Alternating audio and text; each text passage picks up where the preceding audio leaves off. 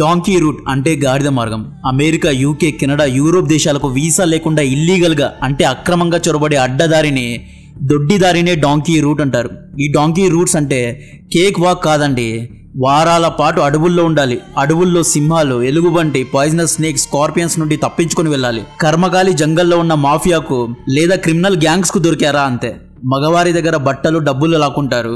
ఆడవారిపైన అత్యాచారం చేస్తారు. ఈ డాంకీ రూట్ గురించి క్లియర్ గా తెలియాలి అంటే కేరళ హీరో దుల్కర్ సల్మాన్ నటించిన కామ్రేడ్ ఇన్ అమెరికా అనే మూవీ చూడండి. రీసెంట్ గా విడుదలైన షారుఖ్ ఖాన్ డుంకీ మూవీ కూడా ఇదే బ్యాక్ డ్రాప్ లోనే వచ్చింది. బట్ నేను ఈ వీడియోలో ఎలా భారతీయులు డాంకీ రూట్స్ ద్వారా అమెరికా, కెనడా, యూరోప్ దేశాలకు చొరబడతారు, డాంకీ రూట్స్ గురించి మ్యాప్స్ ద్వారా ఎక్స్ప్లెయిన్ చేస్తా. కెనడా, అమెరికా దేశాల్లో ఇంతమంది పంజాబీలు, ఖాళిస్తానీ సపోర్టర్స్ ఎలా ఉన్నారనే డౌట్స్ మనకు వచ్చి ఉంటాయి. ఈ ఖాళిస్తానీ గూండాలకు ఒక ముక్క ఇంగ్లీష్ రాదు. వీళ్ళకు IELTS ఎగ్జామ్స్ రాసి పాస్ అయ్యే టాలెంట్ లేదు. బట్ ఇంత పెద్ద సంఖ్యలో ఎలా అక్కడికి వెళ్లారు అనే దానికి సమాధానమే డాంకీ రూట్స్. డాంకీ రూట్స్ ద్వారా ఎంతమంది భారతీయులు ఇప్పటి వరకు వెళ్లారు, ఎంతమంది దారిలోనే చనిపోయారు, ఎంతమంది జంగల్స్లో చనిపోయారు, ఎంతమందిని బార్డర్ పోలీసులు పట్టుకున్నారు వంటి విషయాలు చెప్పే ముందు నేను మీ నుండి బదులుగా కోరుకునేది, దయచేసి మన వీడియోను లైక్ చేయండి, మన ఛానల్ను సబ్స్క్రైబ్ చేసి అందరికీ షేర్ చేయండి. యునైటెడ్ స్టేట్స్ ఆఫ్ అమెరికా ఈ అగ్రరాజ్యంలో ఎలాగైనా అడుగు పెట్టాలి అని, ఇక్కడ ఉద్యోగం చేయాలి అని, కోట్లు సంపాదించాలి అని, తెల్ల దేశాల్లో రిచ్ లైఫ్ చూడాలి అని చాలామంది భారతీయులు కలలు కంటూ ఉంటారు. అమెరికా అనే కాదు, కెనడా, యూకే, యూరోప్ దేశాలకు భారత్ నుండి వెళ్ళడానికి మొట్టమొదటిగా కావాల్సింది లీగల్ వీసా. అది B1 వీసా అయినా అవనివ్వండి, H1 అయినా అవనివ్వండి. అమెరికాకు వెళ్ళి చదువుకోవాలి లేదా ఉద్యోగం చేయాలి అంటే మీకు కావాల్సింది వీసా. లీగల్ వర్క్ వీసా రావాలి అంటే మొదటగా ఇంగ్లీష్ రావాలి, ప్రాపర్గా ఆంగ్ల భాషలో మాట్లాడగలగాలి. ఇది బేసిక్. మీ దగ్గర ఎంత స్కిల్స్ ఉంది అనేది మ్యాటర్ కాదు, ఫస్ట్ ఇంగ్లీష్ రావాలి. టూరిస్ట్ వీసాలకు ఇంగ్లీష్ అవసరం లేదు, బట్ ఉద్యోగం చేయాలి అంటే ఇంగ్లీష్ రావాలి. యూఎస్కు వెళ్ళాలి అంటే IELTS, TOEFL వంటి ఇంగ్లీష్ ఎంట్రన్స్ ఎగ్జామ్స్ రాయాలి. బటర్ ఇంగ్లీష్ కాదండి, డీసెంట్ ఇంగ్లీష్ స్కిల్స్ ఉండాలి. ఎంట్రన్స్ ఎగ్జామ్లో మంచి స్కోర్ తెచ్చుకుంటే కానీ వీసా ఆఫీస్ లోపలికి మిమ్మల్ని అలౌ చేయరు. వీసా గ్రాంట్ చేసేటప్పుడు కూడా ఇంగ్లీష్లో ఫేస్ టు ఫేస్ ఇంటర్వ్యూ ఉంటుంది. లక్ ఉన్న వాళ్ళే ఇంటర్వ్యూలో పాస్ అవుతారు.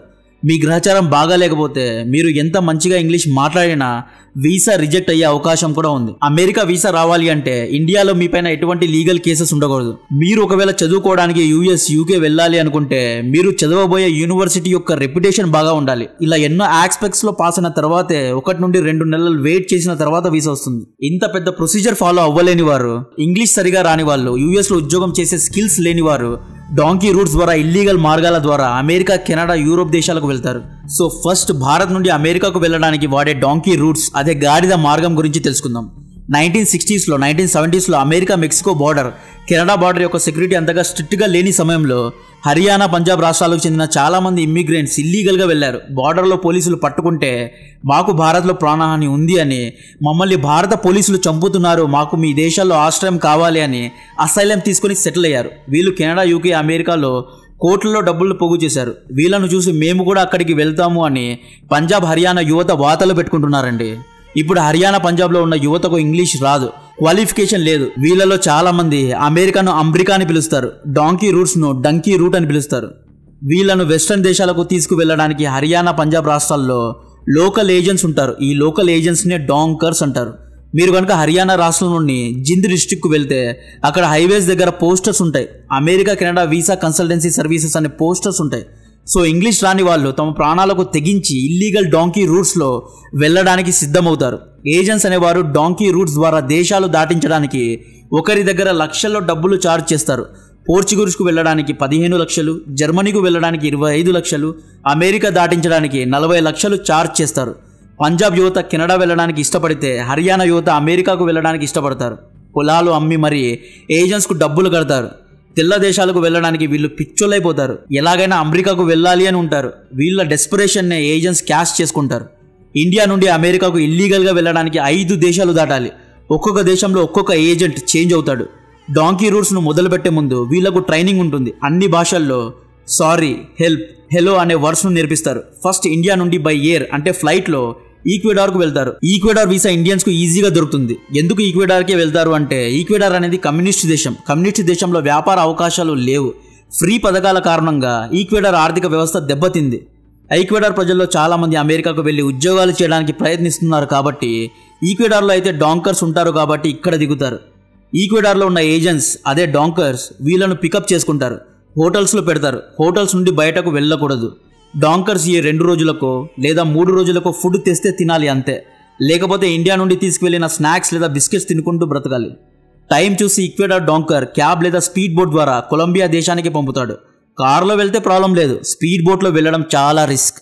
స్పీడ్ బోట్స్ మునిగిపోయే ప్రమాదం ఉంది. ఒకవేళ కొలంబియా నేవీ అధికారులు ఈ బోట్ను వెంబడిస్తే ఫాస్ట్గా వెళ్ళాలి. ఫాస్ట్గా వెళ్లే క్రమంలో ఈ బోట్స్ మునిగిపోయి చాలా మంది చనిపోతారు. కొలంబియా చేరుకున్న తర్వాత ఇంకొక డాంకర్ పికప్ చేసుకుంటాడు. కొలంబియా నుండి పనామా దేశానికి వీళ్ళు అడవి మార్గం ద్వారా వెళ్తారు. ఈ అడవి మార్గాన్ని డేరియన్ గ్యాప్ అంటారు. దట్టమైన అడవి, కొండలు, క్రూర మృగాలు, మాఫియా నుండి తప్పించుకుని వెళ్లే దారి ఇది. ఈ డేరియన్ గ్యాప్ పేరులోనే డేర్ ఉంది. ఈ దారి దాదాపు 60 కిలోమీటర్లు ఉంటుంది. ఈ 60 కిలోమీటర్లు ఖాళీ నడకన వెళ్ళాలి. కొలంబియా ఏజెన్సీ ఏం చేస్తాడు, ఇల్లీగల్ ఇమ్మిగ్రెంట్స్ ను డేరియన్ అడవి ఎంట్రెన్స్ వరకు వదిలి వెళ్ళిపోతాడు. అడవి లోపల ఏజెంట్ రాడు. వేరు దేశాల నుండి, అంటే చైనా నుండి, సిరియా నుండి, బంగ్లాదేశ్, గల్ఫ్ దేశాల నుండి వచ్చిన వారందరినీ గ్రూప్స్గా డివైడ్ చేస్తారు. అంటే ఏషియన్ పీపుల్ అందరినీ ఒక గ్రూప్ లాగా, మిడిల్ ఈస్ట్ దేశాల వాళ్ళని ఇంకొక గ్రూప్ లాగా విడదీస్తారు. ఈ అడవి లోపల వెళ్లే మైగ్రెంట్స్లో అమ్మాయిలు ఉంటే కండోమ్స్ను తప్పకుండా తీసుకుని వెళ్ళాలి. ఎందుకు అంటే అడవి లోపల మాఫియాకు ఒకవేళ అమ్మాయిలు దొరికితే వాళ్ళు అత్యాచారం చేస్తారు, వద్దు అంటే చంపేస్తారు. కోఆపరేట్ చేయాలి, అందుకే కండోమ్స్ తీసుకుని వెళ్ళాలి. వీరి గురించిన చాలా డీటెయిల్ ఇన్ఫర్మేషన్ క్యామ్రెడ్ ఇన్ అమెరికా మూవీలో చూపించారు. హిందీ డంకీ మూవీ చూస్తే మీకు అర్థం కాదు. బాలీవుడ్ అన్ని దాచి మూవీస్ తీస్తారు. సిఏఏ మూవీలో క్లియర్ కట్గా అన్ని చూపించారు. సో డేరియన్ గ్యాప్ అడవుల్లో 60 కిలోమీటర్లు ఖాళీ నడకన వెళ్ళాలి. దారిలో సింహాలు, ఎలుగుబంట్లు ఉంటాయి, వీటి నుండి తప్పించుకోవాలి. విషబాంబులు, స్కార్పియన్స్ నుండి తప్పించుకోవాలి. అడవి దొంగలు మాఫియా చేతికి చిక్కితే మాట్లాడకుండా వాళ్ళు ఏం అడిగితే అది ఇచ్చేయాలి. ఫుడ్, బట్టలు, డబ్బు, మానం, అభిమానం అన్నీ ఇచ్చేయాలి. మాఫియా దగ్గర అడ్వాన్స్డ్ రైఫల్స్, గన్స్ ఉంటాయి కాబట్టి వీళ్ళను ఎదురు తిరిగే అవకాశం లేదు. సినిమాలో చూపించినట్లు రియల్ లైఫ్ లో వీళ్ళతో ఫైట్ చేస్తామంటే కుదరదు. ఇవన్నీ ఎక్స్టర్నల్ థ్రెట్స్, అంటే బయట శక్తుల వల్ల వచ్చే థ్రెట్స్. ఇక్కడ ఇంటర్నల్ థ్రెట్స్ కూడా ఉంటాయి. అక్రమ వలసకారుల గ్రూప్లో ఉన్నవారు ఒకరిని చంపుకుంటారు. ఎందుకు చంపుతారు అంటే ఎంత తక్కువ మంది అడవి దాటితే అంత ఈజీగా అమెరికాకు వెళ్ళొచ్చు అని. గుంపులుగా అమెరికా బార్డర్కు వెళ్తే అమెరికన్ పోలీసులకు దొరికే అవకాశం ఎక్కువగా ఉంటుంది కాబట్టి ఒకరిని ఒకరు చంపుకుంటారు. ఈ విషయాన్ని హర్యానాకు చెందిన జితేంద్ర అనే వ్యక్తి చెప్పారు. ఈయన డాంకీ రూట్లో అమెరికాకు వెళ్ళి అమెరికా పోలీసులకు చిక్కి ఇండియాకు తిరిగి వచ్చాడు. ఈయన ఇండియా టుడేలో ఇచ్చిన ఇంటర్వ్యూలో క్లియర్గా అన్నీ చెప్పాడు. సో నెక్స్ట్ డేరియన్ గ్యాప్ దాటిన తర్వాత ఖాళీ నడకన కోస్టా రైకాకు చేరుకుంటారు. కోస్టా రైకాలో ఇంకొక డాంకర్ వీళ్ళను పికప్ చేసుకుంటాడు. కోస్టా రైకా నుండి కార్ లేదా బోట్ సహాయంతో నికారాగువాకు చేరుకుంటారు. నికారాగువాలో ఉన్న ఏజెంట్ వీళ్ళను పికప్ చేసుకుంటాడు. మెక్సికోకు బై కార్ లేదా బస్సులో దింపుతాడు. దీని తర్వాత వీళ్ళ అదృష్టం, వీళ్ళు ఖాళీ నడకన మెక్సికో నుండి అమెరికా బార్డర్ దాటాలి. ఈ బార్డర్లో అమెరికన్ పెట్రోలింగ్ ఫోర్సెస్ ఉంటాయి, అమెరికన్ సెక్యూరిటీ ఫోర్సెస్ ఉంటాయి, అమెరికన్ సర్విలియన్స్ కెమెరాస్ ఉంటాయి, అమెరికన్ డ్రోన్స్ ఉంటాయి. అమెరికన్ మెక్సికన్ బార్డర్ గోడ దాటి అమెరికాకు వీళ్ళు చేరుకుంటారు. అదృష్టం బాగా లేకపోతే వీళ్ళను అమెరికన్ పోలీసులు పట్టుకుంటారు. ఇయర్ 2016 కంటే ముందు, అంటే డొనాల్డ్ ట్రంప్ ప్రెసిడెంట్ కాకముందు మెక్సికన్ అమెరికన్ బార్డర్స్లో సెక్యూరిటీ అంత టైట్గా ఉండేది కాదు. కాబట్టి చాలామంది ఇల్లీగల్గా దాటేవారు. సిఎంఎస్ విడుదల చేసిన ఆర్టికల్ ఆధారంగా ఇయర్ 2016-2017లో దాదాపు 4 లక్షల మంది ప్రపంచవ్యాప్తంగా అమెరికాలో అక్రమంగా చొరబడ్డారు. డొనాల్డ్ ట్రంప్ ప్రెసిడెంట్ అయిన తర్వాత స్ట్రిక్ట్ అయింది. ఇంతకు ముందు వీళ్ళు ఇల్లీగల్గా ఎంటర్ అయ్యేవారు. ఒకవేళ పోలీసులకు దొరికితే పోలీసుల దగ్గర డ్రామా చేసేవారు. మమ్మల్ని పంజాబ్ పోలీసులు చంపుతున్నారు అని, మమ్మల్ని భారత ప్రభుత్వం చంపుతోంది అని అసైలం అడిగేవారు. అమెరికా లా ప్రకారం వేరే దేశాల్లో ప్రాణహాని ఉన్న వారికి అమెరికా అసైలం ఇస్తుంది. అసైలం అంటే ఆశ్రయం ఇస్తుంది, వర్కింగ్ వీసా ఇస్తుంది. దేహి అని వేడుకున్న వారికి ఆశ్రయం ఇచ్చే లా, అంటే చట్టాలు అమెరికా, యూకే, జర్మనీ వంటి దేశాల్లో ఉన్నాయి. ఈ లూప్హోల్నే ఇల్లీగల్ వలసకారులు వాడుకుంటారు. వీళ్ళు అమెరికాలో కార్ డ్రైవర్స్గా, ట్రక్ డ్రైవర్స్గా, స్టోర్స్లో పనిచేయడం మొదలు పెడతారు. అమెరికాలో సాఫ్ట్వేర్ ఉద్యోగాలు చేసే వారి కంటే ఎక్కువ శాలరీ, ఎక్కువ డబ్బు ట్రక్ డ్రైవర్ సంపాదిస్తారండి. నెలకు 10 నుండి 20 లక్షలు ట్రక్ డ్రైవర్ సంపాదిస్తారు. ఇది నిజమా కాదా అనే అనుమానాలు ఉంటే మీ ఫ్రెండ్స్ ఎవరైనా అమెరికాలో ఉంటే వాళ్ళతో విచారించండి. కిరాణా కొట్టులో పనిచేసేవాడు నెలకు 2 నుండి 3 లక్షలు సంపాదిస్తాడు. ఈ డబ్బును వీళ్ళు తమ ఇంటికి పంపుతారు. వీళ్ళను చూసి ప్రెజెంట్ జనరేషన్ కూడా డాంకీ రూట్స్ ద్వారా తెల్ల దేశాలకు వెళ్ళడానికి రెడీ అవుతున్నారు. ఇప్పుడు యూకే, యూరోప్ దేశాలు ఇల్లీగల్ ఇమ్మిగ్రెంట్స్ను అలౌ చేయడం లేదు. మొన్న యూకేలో కొత్తగా ఇమ్మిగ్రెంట్ లాను పాస్ చేశారు. వీళ్ళు 1990s నుండి ఇల్లీగల్ ఇమ్మిగ్రెంట్స్కు అసైలం ఇవ్వడానికి కారణం చీప్ లేబర్, మ్యాన్ పవర్ కోసం, తమ ఎకానమీను డ్రైవ్ చేయడానికి. వెస్టర్న్ కంట్రీస్ జనాభా రోజుకు తగ్గిపోతుంది కాబట్టి ఇల్లీగల్ ఇమ్మిగ్రెంట్స్కు అసైలం ఇచ్చారు. But over the period of టైంలో ఈ ఇల్లీగల్ ఇమ్మిగ్రెంట్స్ తలనొప్పిగా మారిపోయారు. ఈ ఇల్లీగల్ ఇమ్మిగ్రెంట్స్ యొక్క తలనొప్పి గురించి డీటెయిల్డ్ వీడియో చేశా, లింక్ డిస్క్రిప్షన్లో ఇస్తున్నా. వీరు తమతో పాటు తమ దేశాల్లో ఉన్న ఎక్స్ట్రీమిస్ట్ భావజాలాన్ని కూడా వెస్టర్న్ దేశాలకు తీసుకువెళ్తారు. పాలస్తీన్ కోసం యూకేలో అమెరికాలో ప్రొటెస్ట్ చేయడం, ఖాళిస్తాన్ కోసం కెనడాలో అమెరికాలో ప్రొటెస్ట్ చేయడం ఏంటి, బ్లాక్ లైఫ్ మ్యాటర్స్ అంటూ ప్రొటెస్టులు చేయడం. మీరు వెళ్ళింది ఇల్లీగల్గా, అసైలం తీసుకుని వెళ్ళారు. మీకు ఆశ్రయం ఇచ్చిన యజమాని ఇంటిపైన రాళ్ళు వేస్తామంటే, ధర్నా చేస్తామంటే ఊరికే ఉంటారా? యూకే అమెరికా దేశ నాయకులు సింపుల్గా ఒకటి చేస్తున్నారు. తమ రాజ్యాంగంలో కొత్త చట్టాలు తీసుకొని వస్తున్నారు. కొత్త ఇల్లీగల్ ఇమ్మిగ్రెంట్ లాస్ను తీసుకొస్తున్నారు. ఇల్లీగల్ ఇమ్మిగ్రెంట్స్కు అసైలం ఇవ్వము. ఒకవేళ మీరు మా దేశంలో చొరబడితే మిమ్మల్ని ఆఫ్రికాలోని రువాండా దేశానికి డిపోర్ట్ చేస్తాము, అక్కడ వెళ్ళి చావండి అని యూకే అంటోంది. నువ్వు దొంగదారిలో వెళ్ళి ఆశ్రయం పొంది లక్షల్లో డబ్బు సంపాదించి తెల్లోడికి వ్యతిరేకంగా రోడ్లో ప్రొటెస్టులు చేస్తాను అంటే ఊరికే ఉంటారా? ఊరికే ఉండరు. ఖాళిస్తానీలు కెనడాకు వెళ్ళడానికి ముఖ్యమైన కారణమే ఈ డాంకీ రూట్స్. మన తెలుగు రాష్ట్రాల స్టూడెంట్స్ ఇంగ్లీష్ నేర్చుకొని ఇల్లు పొలాలు తాకట్టు పెట్టి ఎగ్జామ్స్ రాసి ఫేస్ టు ఫేస్ ఇంటర్వ్యూస్ ఇచ్చి లీగల్గా అమెరికాకు వెళ్ళి ఉద్యోగం చేస్తూ ఉంటే హర్యానా పంజాబ్లోని చదువులేని యువత గాడిద దారుల్లో అమెరికా కెనడాకు వెళ్తున్నారు. ఈ డాంకీ స్టోరీ విన్న తర్వాత లీగల్గా కష్టపడి అమెరికా కెనడాకు వెళ్ళిన వారిపైన రెస్పెక్ట్ పెరుగుతుంది. నవంబర్ 2022 వరకు దాదాపు 97,000 భారతీయులు ఇల్లీగల్గా అమెరికాకు వెళ్ళి అమెరికన్ పోలీసులకు దొరికి తిరిగి ఇండియాకు డిపోర్ట్ అయ్యారు. ఆ 97,000 మందిలో 47,000 మంది ఎందుకురా ఇల్లీగల్గా మా దేశానికి వచ్చావని అమెరికన్ పోలీసులు అడిగితే ఏమని సమాధానం ఇచ్చారో తెలుసా? భారత ప్రభుత్వం మమ్మల్ని చంపడానికి చూస్తోంది అని సమాధానం ఇచ్చారు. ఆ 47,000 మందిలో డెఫినెట్గా ఖాళిస్తానీ బ్యాచ్ కూడా ఉంటారు.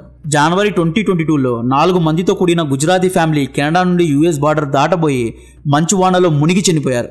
ఇలా నెట్లో వెతికితే ఎన్నో కేసెస్ ఉన్నాయి. కష్టపడకుండా చదువుకోకుండా లక్షలు సంపాదించడానికి వెళ్ళి చాలామంది అరెస్ట్ అయ్యారు లేదా చనిపోయారు. డేరియన్ అడవిలోనే ఎంతో మంది అమ్మాయిలను చంపేశారు, అత్యాచారం చేశారు. డాంకీ రూట్స్ ద్వారా యూరోప్ దేశాలకు లేదా యూకే వంటి దేశాలకు వెళ్ళడానికి ఫస్ట్ భారత్ నుండి టర్కీకు బై ఫ్లైట్ వెళ్ళాలి. టర్కీ నుండి స్పీడ్ బోట్స్ ద్వారా మెడిటరేనియన్ సీను దాటి గ్రీస్కు చేరుకుంటారు. ఈ మెడిటరేనియన్ సీలో UK America Israel navy patrolling ships ఉంటాయి. పెట్రోలింగ్ గార్డ్స్కు దొరకకుండా తీసుకువెళ్తారు. ఈ ప్రాసెస్లో స్పీడ్ బోట్స్ మునిగి ఎంతో మంది ప్రతి ఇయర్ చనిపోతారు. స్టాటిస్టా ఇచ్చిన డేటా ఆధారంగా 2022లో దాదాపు 2,600 మంది చనిపోయారు. 1940s నుండి ఇప్పటి వరకు మెడిటరేనియన్ సీలో మునిగి ఎంతమంది చనిపోయారు అనే డేటా లేదు. ఇల్లీగల్ ఇమ్మిగ్రెంట్స్ ఎక్కువగా వచ్చే దేశాలు Pakistan, Afghanistan, Syria, Africa, China, Bangladesh. Bharat నుండి కేవలం పంజాబ్, హర్యానా, గుజరాత్, యూపీ వంటి రాష్ట్రాల నుండే ఎక్కువగా డాంకీ మార్గాలు వాడతారు. కెనడాకి ఇల్లీగల్గా వెళ్ళాలి అంటే నార్త్ అట్లాంటిక్ సముద్రం దాటితే సరిపోతుంది. సో ఈ విధంగా డాంకీ రూట్స్ ద్వారా లక్షల్లో ప్రజలు చనిపోయారు. సో వేల సంఖ్యలో ఖాళిస్తానీలు విదేశాలకు ఎలా వెళ్తున్నారు అనే దాని మీద మీకు ఒక ఐడియా వచ్చి ఉంటుంది అనుకుంటున్నా. నా సజెషన్ క్యామ్ రేడ్ ఇన్ అమెరికా మూవీ చూడండి. నాకు మళ్ళీ థ్యాంక్స్ చెప్తారు. కాంటెంట్ నచ్చితే వీడియోను లైక్ చేయండి, ఛానల్ను సబ్స్క్రైబ్ చేసి అందరికీ షేర్ చేయండి. జై హింద్.